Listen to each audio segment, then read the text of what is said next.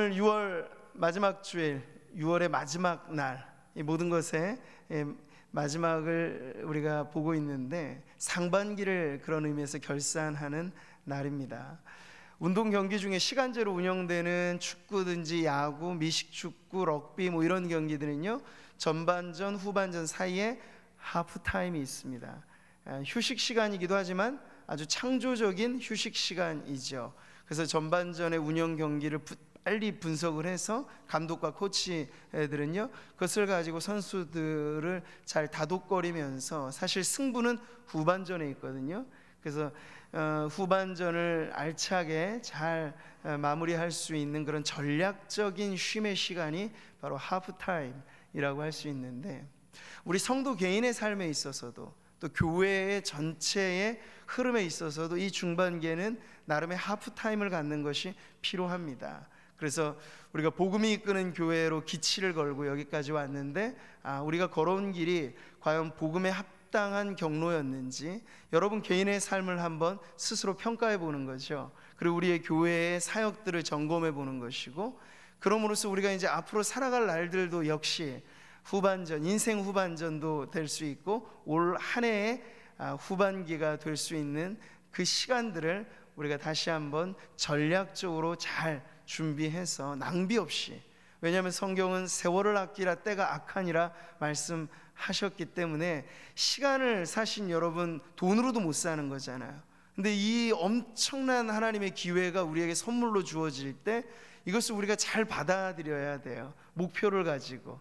근데 그런 점에서 여러분 오늘 이 시간 예배뿐만 아니라 오늘 하루 전체를 여러분 하프타임이라고 생각하셔서 반성할 것을 돌아보고 또 우리가 기대할 것을 내다보면서 이러한 쉼의 시간이 여러분 모두에게 있어지기를 바랍니다. 그런 의미에서 지난주에 랑감 상모교회 헌당식 우리가 선교 일행과 더불어 다녀온 것은 참 의미 있는 발걸음이었습니다. 선교의 DNA로 여기까지 우리 온 구미 상모교회 미래를 보는 시간이기도 했습니다. 저는 개인적으로 담임 목사로서 느낀 바가, 물론 오늘 주보 제가 칼럼란에도 편집글로 올리기는 했습니다만, 앞으로 우리가 살아가는 교회의 역사 자체가 결국은 이것이다. 주님 다시 오실 길을 예비하는 교회로서 마지막 과업, 모든 교회에게 주어진 숙제이지만 우리가 더 책임감 있게 짊어져야 될 바로 그것이 국내외로 넘나들면서 복음의 전진기지 역할을 하는 것, 이것이 우리 구미 상모교회가 이 시대에 이 자리에 있는 존재의 이유인 줄 믿습니다. 그것을 확인하는 자리였고요. 그래서 앞으로도 더 이 선교를 향한 우리 교회의 열정이 불태워져서 모든 성도들 안에 내가 보내는 선교사 아니면 가는 선교사로서의 그러한 책임을 감당하겠습니다라는 결단이 우리 모두에게 새로워지기를 바랍니다. 또 하나 의미 있는 것은요, 이제 이 전반기를 마무리하고 후반부로 넘어가는 다음 주 7월의 첫 주일이 맥추감사 주일입니다. 주보에도 맥추감사 주일의 의미를 짤막하게 알려드리기는 했는데요, 고대로부터 지금에 이르기까지 물론 현대가 농경 본업의 사회는 아니지만요, 의미는 아주 분명하죠. 보리추수의 첫 수확이 보통 상반기를 지나는 6월 즈음에 있게 되는데, 그 첫 소실로 인한 하나님께 감사를 드린 것이 이 절기의 전통이고, 이것은 기독교회 역시도 그 정신을 이어받아서 우리가 하는 것인데, 지금 대부분은 농업에 종사하지는 않으십니다만 각종 직업, 생업의 자리에서 자영업이든지 직장 생활이든지 상반기를 돌아보면서 하나님께서 우리에게 주신 이 모든 소출에 대한 감사가 사실은 이 안에 담겨져 있는 것입니다. 가정이면 가정, 개개인에 있어서 지난 반년 동안 하나님께서 어떤 은혜를 주셨는지를 돌아보면서 맥추감사 주일은요, 상반기의 감사를 결산하는 그런 주일이라 여러분께서 여기시고, 그 감사를 특별한 예물에 담아서 하나님 앞에 예배로 드릴 때 하나님께서 이것을 영광스럽게 받으실 줄 믿습니다. 그래서 하반기를 시작할 때도 우리의 키워드 중에 가장 중요한 게 무엇이냐? 바로 감사예요. 하나님, 우리의 삶 허락해 주신 인생의 기회가 모든 지나가는 경로마다 감사의 도장이 찍히는, 감사합니다, 감사합니다, 감사합니다. 그래서 하반기에 그 중요한 절기 중에 하나가 추수감사주일이잖아요. 추수감사주일은 한 해 전체의 인생 농사에 대한 감사를 하나님께 드리는 것이기 때문에 이 맥추감사주일, 추수감사주일은 그 감사라고 하는 키워드가 매우 우리에게 중요한 그러한 절기라고 할 수 있겠습니다. 여러분이 이런 하나하나의 거점들을 지나가면서 감사하고 또 감사하면서 이 한 해 감사로 충만한 삶을 사시기를 바랍니다. 그런 점에서 오늘 주님의 말씀은 우리의 인생의 경로를 다시 한번 돌아보게 하는 말씀이고, 우리가 가야 할, 우리 모두가 가야 할 길이 어디인가를 다시 한번 가르쳐주는 말씀이라고 할 수 있겠습니다. 오늘의 말씀은 요한복음에만 실려있는 특별한 이 고별 설교 파트에 나와 있는 말씀이죠. 예수님께서 십자가 지시기 전 다락방 강화라고 불려지는 그 다락방에서 연속적으로 기나긴 메시지를 주신 내용이 바로 여기에 나와 있습니다. 그런데 오늘 1절의 말씀을 보니까 여기 이 말씀의 1차 청중이 바로 예수님과 마지막 만찬까지를 마쳤던 제자들이거든요. 근데 그 제자들의 얼굴빛에 근심이 서려 있는 것을 알 수 있어요. 1절의 말씀에서 그것을 알 수 있죠. 너희는 마음에 근심하지 말라. 무엇 때문에 지금 제자들의 마음에 얼굴빛이 근심으로 물들어 있었을까요? 자, 예루살렘 입성할 때까지만 해도 사실상 제자들은 구름 위를 걷는 듯한 기분으로 이제 곧 임할 메시아 왕국에 대한 기대감으로 정말 충만해 있었습니다. 호산나 다윗의 자손이여 연호하는 백성들과 함께 제자들 꿈꿨던, 그들이 원했던 정치적인 메시아로서 예수님에 대한 기대치가 최고조로 달했던 때가 바로 예루살렘 입성의 순간이었죠. 그런데 마치 찬물을 끼얹듯 예수님은 그 이후에 이런 말씀을 하셨어요. 내가 진실로 진실로 너희에게 이르노니, 같이 읽습니다. 한 알의 밀이 땅에 떨어져 죽지 아니하면 한 알 그대로 있고 죽으면 많은 열매를 맺느니라. 아름다운 말씀이죠. 그러나 이것은 예수님의 자기 죽음을 비유적으로 하신 말씀이에요. 제자들은 예수님이 살아서 정치적으로 로마의 압제로부터 그들을 구출해 내기를 바라는 그러한 맥락에서의 메시아 왕국을 바랬는데, 그러한 사람들, 제자들의 바람과는 정반대로 예수님은 자기 죽음으로 완성될 하나님의 나라를 말씀해 주신 거예요. 그러니까 여기 제자들의 근심의 이유가 있는 거죠.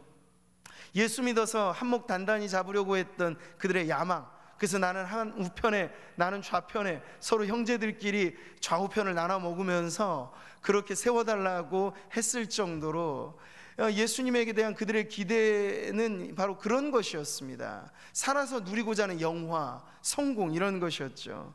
세상을 호령하며 성공의 정점에 오르고자 하는 욕망에 예수님께서는 자기 죽음으로 답을 하셨던 거예요. 청천벽력 같은 말씀이 아닐 수 없습니다.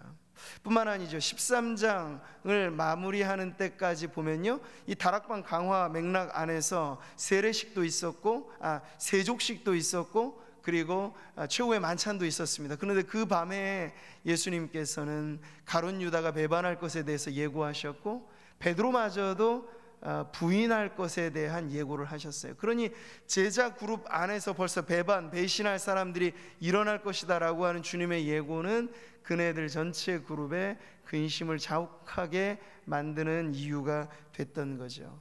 자, 그런 상황에서 예수님은 계속 말씀하시는 거예요. 너희는 마음에 근심하지 말라. 하나님을 믿으니 또 나를 믿으라. 그 주님 말씀을 하세요. 그래서 예수님 죽음을 말씀하셨죠. 죽음을 선언하셨고 또 그 죽음을 담당하실 것이지만, 예수님의 죽음은 실패가 아닌 완성이고 폐막식이 아닌 개막식이다 하는 의미로 주님은 말씀을 하셨어요. 그러니 근심하지 말아라, 실망하지 말아라. 주님은 계속해서 죽음이 끝이 아닌 이동의 경로로 말씀하세요. 내가 어디 간다, 가서 준비할 거다, 다시 올 거다, 이런 말씀을 하시는 거예요. 예수님께서 완성하시고자 하는 건 하나님의 나라인데, 그 하나님의 나라는 하나님의 백성들이 새로운 보금자리를 누리고 영원히 쇠하지 않는 그러한 풍요로움 속에서 영원한 안식을 누리는 나라인데, 예수님께서는 새로운 거처에 대한 표현으로 이 말씀을 주신 거죠. 오늘 본문의 말씀이 내가 너희를 위하여 거처를 예비하러 가노니, 가서 너희를 위하여 거처를 예비하면 내가 다시 와서 너희를 내게로 영접하여 나 있는 곳에 너희도 있게 하리라 그 말씀을 하신 거예요. 근데 사실 이 말씀을 처음 들었을 때는 좀 알쏭달쏭하죠. 하나님의 나라, 그 아버지의 집, 이게 과연 어떤 의미일까? 현세적일 뿐만 아니라 내세적인 의미도 있을 텐데, 그 완성된 아버지의 집이라고 하는 게 과연 어떤 것일까에 대한 구체성은 여기에 담겨 있지 않거든요. 그래서 주님의 말씀 후에 우리가 오늘 함께 계속 본 대로 주님은 이렇게 이어서 말씀하셨어요. 내가 어디로 가는지 그 길을 너희가 아느니라. 아버지의 집을 완성하러, 거처를 마련하러 주님이 가신다고 해서 주님의 이 경로는 매우 분명하게 주님께서는 인식하고 계신데, 다만 이것이 듣는 제자들에게는 모호하게 다가왔던 거죠. 그래서 제자들을 대표해서 도마라고 하는 제자가 나서서 이렇게 묻습니다. 주여, 주께서 어디로 가시는지 우리가 알지 못하거늘 그 길을 어찌 알겠사옵나이까? 이 말은 제자들 편에서는 지금 목적지가 분명하지 않은 거예요. 아버지 집을 말씀하시고 거처를 말씀하시는데, 제자들도 일반 다를 바 없어서 눈에 보이는 걸 믿고 싶어 하거든요. 눈에 보이는 집이 전부라고 생각하거든요. 호화롭고 넓고 좋은 집이 전부라고 생각하는 이 세상 사람들의 사고방식과 제자들 당시 별 구분점이 없었던 거죠. 그래서 예수님 말씀하신 거처가 눈에 안 보이니 모르겠다고 얘기를 하는 거예요. 그러니 그 거처를 목적지 삼아 주님이 가시겠다고 하는 그 이동 경로 역시도 우리는 모르겠습니다. 다 모르겠습니다 라고 이렇게 호소하듯 말하는 거죠. 여기 제자들의 문제가 있습니다. 제자들 뿐인가요? 우리들의 문제도 있습니다.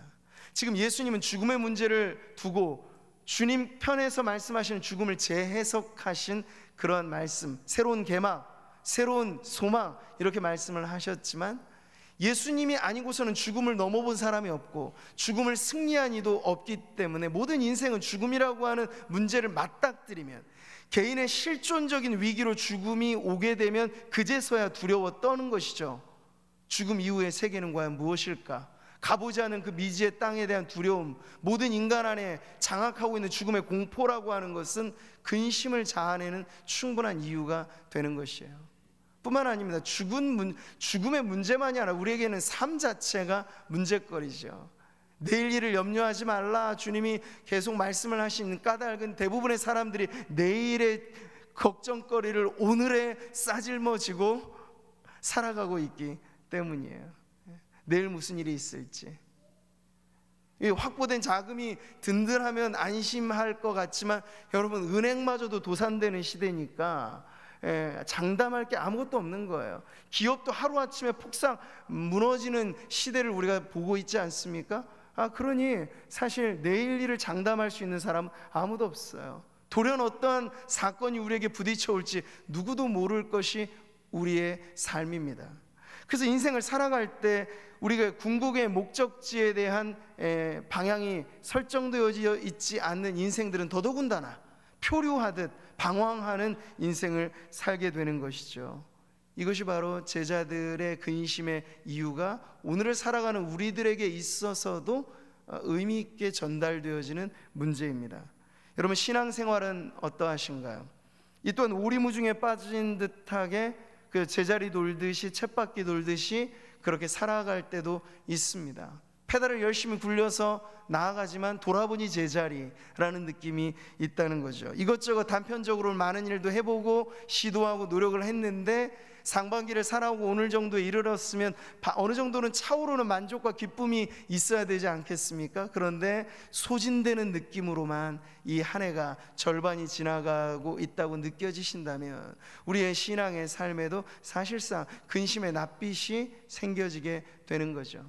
근본적으로 우리는 아래로 안으로 파고 들어가는 이 질문을 하게 되면 결국 거기에 맞닥뜨리게 되는 거예요. 하나님의 뜻과 나의 뜻 사이에 이 괴리감들이 우리에게 근심을 갖게 해주는 거죠. 예수 믿음, 제자들처럼 성공의 사닥다리를 올라가는 것이라고 우리는 생각하고 그것을 기대하는데, 자꾸자꾸 주님의 말씀에 귀 기울이다 보면 여러분 어떤 것입니까? 주님은 우리에게 움켜쥐라고 하지 말고 손을 뻗으라고 하세요. 축복을 받기만 하려고 애쓰지 말고 축복을 나누라고 하세요. 올라가려고 하지 말고 사람들의 발끝까지 낮아져서 섬기라고 하세요.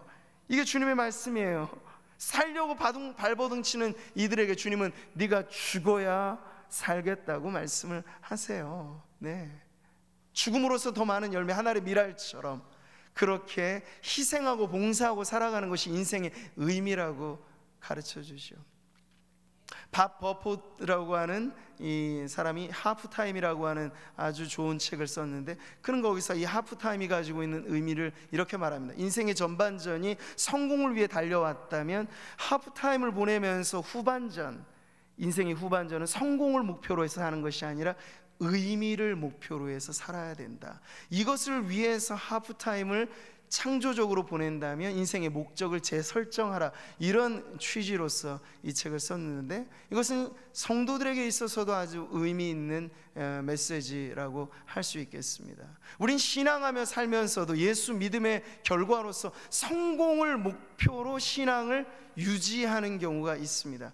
그럼 그것이 아니라 우리의 인생의 의미가 실현되어지는 것을 위해서, 하나님이 나를 이 땅에 보내주신, 우리가 어린아이를 지금 축복하며 기도했잖아. 갓난장이 그 아이도 뜻이 있어 하나님이 보내주신 것을 우리가 믿는다면, 성인이 된 우리들, 청년으로 살아가는 이들, 우리 모두에게 있어서는 저마다 하나님의 뜻이 있는 줄 믿습니다.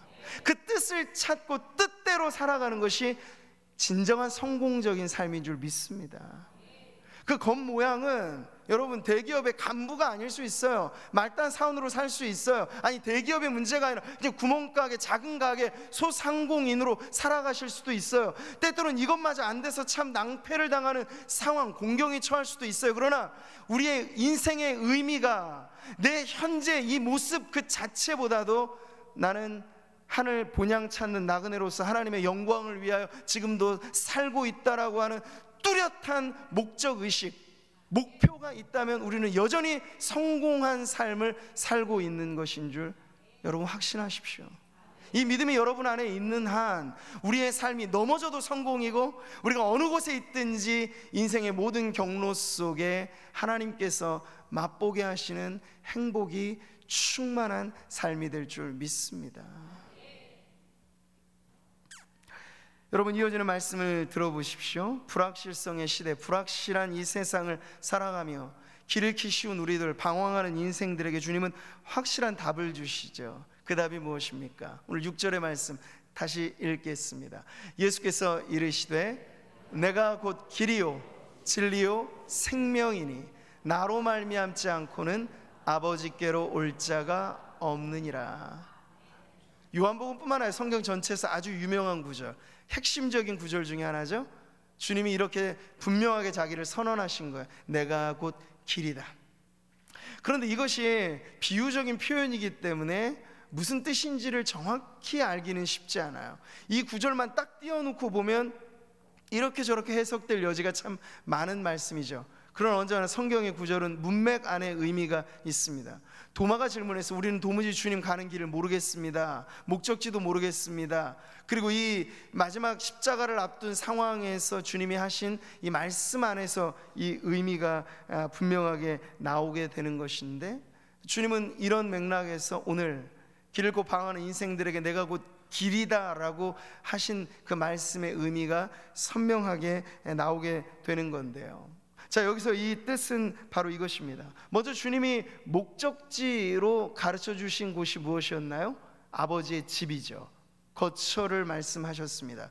근데 그것을 조금 더 인격적인 표현으로 더 정확하게 풀어내자면 6절에 이미 답이 나온 거예요. 아버지께로 올 자가 없다. 그러니까 아버지의 집에 가장 중요한 건 아버지가 그 집의 주인이라는 거잖아. 그러니까 하나님 아버지와의 관계 맺음, 그리고 하나님 아버지와 함께 더불어 인격적인 교제를 누리며 살아가는 것. 그것이 이 지상에서 누리는 하나님 나라의 축복이고, 우리가 영원히 맛보게 될 천국에서의 가장 큰 기쁨이 바로 아버지 하나님과의 영원토록 누리는 즐거움이에요. 시편 23편의 마지막 결론도 그거죠. 내가 영원토록 아버지의 집에 거하리이다 라는 그런 소망이 바로 그것이죠. 자, 이것이 가능하게 되는 그 경로에 있어서 예수님은 내가 곧 길이라고 말씀하신 거예요. 아버지께로 가는 길. 길은 무엇입니까? 이정표는 다른 거죠. 이정표는 방향을 가르쳐 줍니다. 그러나 길은 그 자체를 딛고 가야 되는 거예요. 예수님은 지금 내가 이정표라 말을 한 것이 아니고 내가 길이라고 말씀하셨어요. 이 말의 의미인지 나를 딛고 가야, 나를 통과해야 아버지와의 인격적인 사귐, 영원한 즐거움의 복락이 넘쳐나는 그러한 천국 백성으로서의 삶이 이루어진다 하는 것을 말씀하신 거죠. 자, 우리는 예수님이 제자로 사람들을 부르실 때 나를 따르라, 뭐 이런 아주 분명한 선언으로 제자들을 부르셨던 것을 알 수 있습니다. 근데 여러분, 제자로의 삶이라는 건 무엇입니까? 성도로서의 삶이라는 건 무엇입니까? 제자로의 삶도 평생토록 예수님을 닮아가는 삶이요, 성도로서 거룩한 인생을 사는 것 역시도, 성화의 삶도 죽기 직전까지 이루어지는 전 구간에 걸친 하나의 여정입니다. 자, 그런데 제자의 삶이 가능하게 되고 성도의 삶이 가능하게 되는 그 첫 출발에 있어서 예수님은 내가 곧 길이라고 말씀하신 거예요. 그 점에 있어서 예수님은 자신의 삶 전체를 주고 목숨까지 담보로 내주신 거죠. 나를 딛고 가라고. 나를 딛고 가야 너희가 내 제자가 되고 성도가 되고 아버지의 자녀가 될 수 있다 라고 주님은 죽음의 희생을 걸고 자신의 길을 내어주신 것이에요.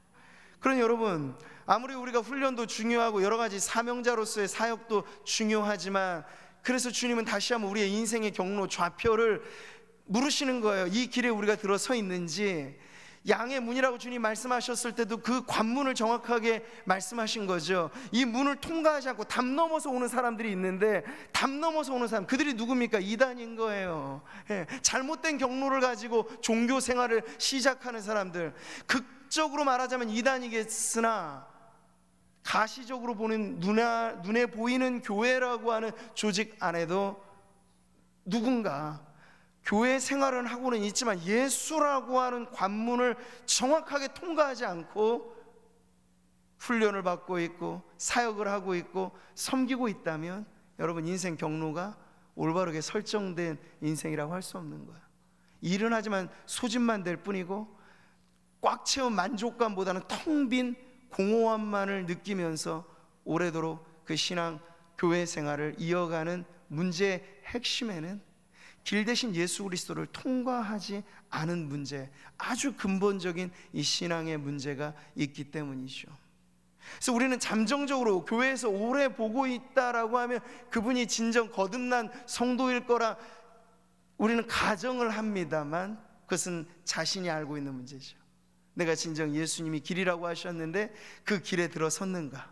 그 길에 올라 있는가? 내가 걸어가는 이 길과 예수님이 걸어가시는 길이 딴 길이 아니라 우리는 같은 길을 가고 있는가? 그럼 묻는 것이죠. 주님을 모시고 살아가는 내 삶에 내가 원하는 길에 주님이 따라오소서, 이건 아니고요. 이건 거듭나기 전에 우리의 욕망이고요. 거듭난 사람의 삶이라 주님이 걸어가시는 그 길에 내가 가겠습니다.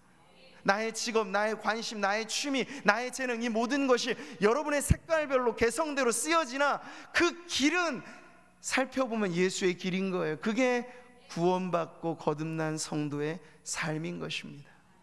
획일화되진 않아요. 모두가 다 다양합니다.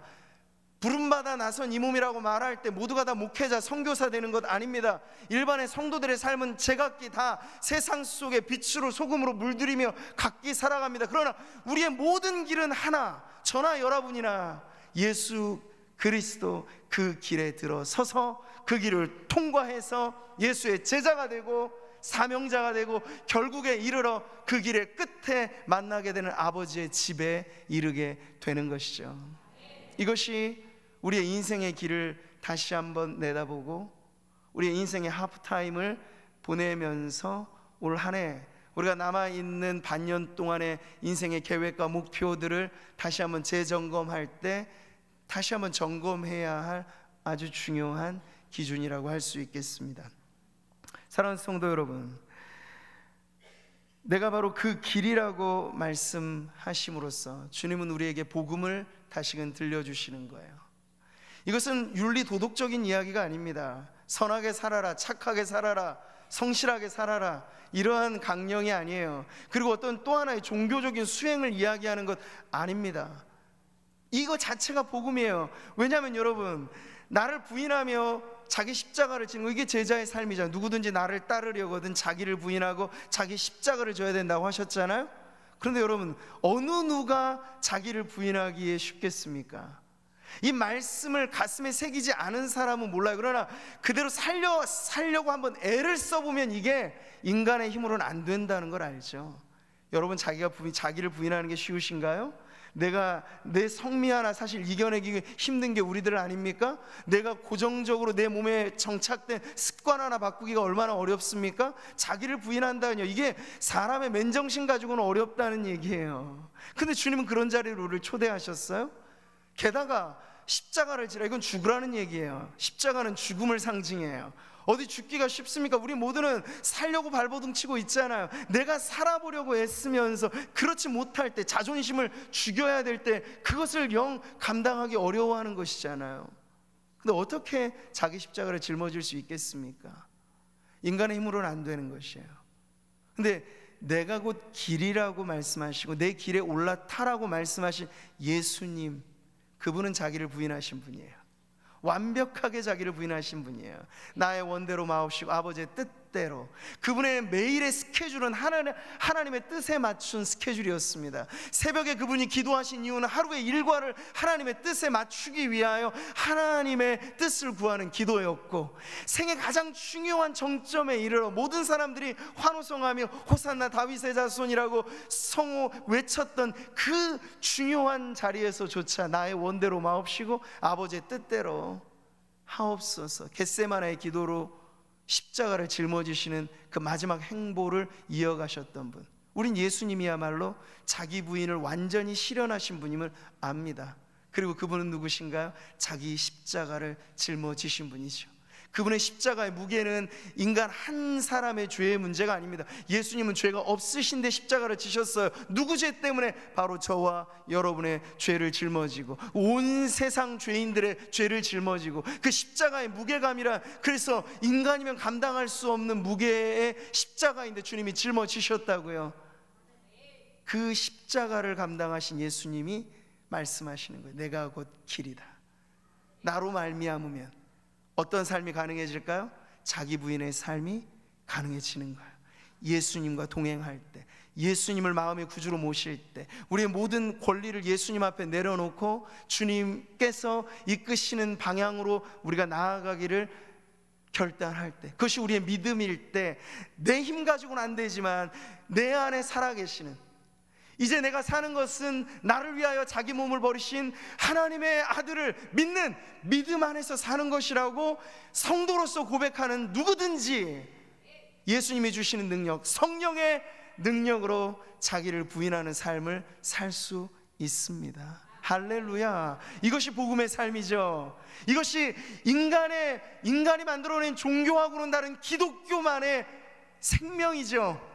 생명을, 죽음을 이긴 그분이 내어놓으신 길이었기 때문에, 그러니 우리는 그분 위에 주님이 올라타라고 하셨으니 과감하게 올라타야 합니다. 그분을 딛고 걸어가는 것이죠. 뚜벅뚜벅. 그러면 그 길이 자기를 부인하고 예수님을 따르는 십자가를 짊어지는 성공적인 성도의 삶이 될 것입니다. 저는 오늘 우리 교회가 이 중반기에 이르러 앞으로 남아있는 이 한 해, 그리고 계속해서 이어가는 역사의 그 매 페이지를 써내려갈 때도 이 기준을 언제든지 점검해야 하는 것이 중요하리라 믿습니다. 교회 공동체 전체가 지금 예수님의 경로에 서 있는가, 아니면 우리만의 어떤 것을 생각하고 있는가? 그래서는 안 되겠죠. 주님이 가라고 하시는 길을 가고, 주님이 멈추라 하면 과감하게 멈추고, 주님이 새로운 걸 한번 해보자 하면 하고, 이게 교회의 묘미 아니겠습니까? 교회의 머리는 그리스도, 우리는 그분의 몸이니 머리가 이끄는 곳에 몸이 따라가면 행복한 것입니다. 머리는 가자고 하는데 몸이 멈춰 있으면 불행한 것이고요, 머리가 잠시 쉬자고 하는데 몸이 부지런히 일만 해서는 안 되는 것이에요. 몸은 머리의 명령에 따를 때 편안합니다.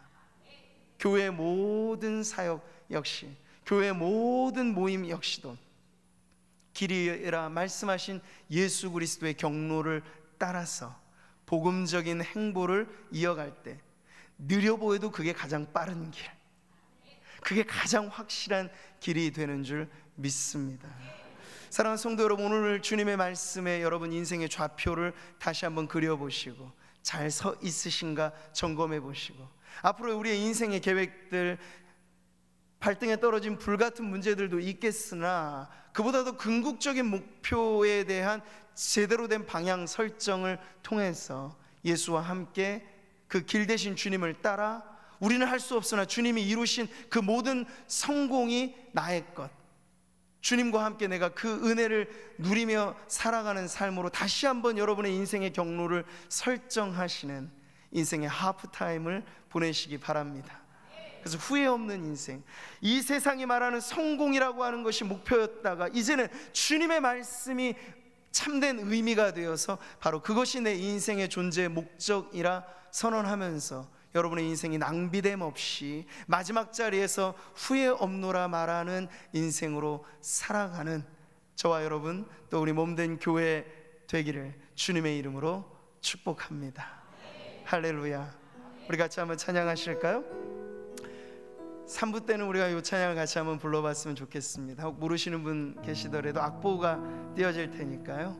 예수의 길이라는 찬양인데요, 오늘 말씀 여러분의 마음에 새기시면서 지금까지 걸어온 길이 좀 안개 속을 거니는 듯한, 내 인생의 경로가 정확한가, 그렇게 방황하듯 걸어오셨던 분들이 계시다면 오늘 예수님께서는 길로서 자신에게 초청하신 거예요.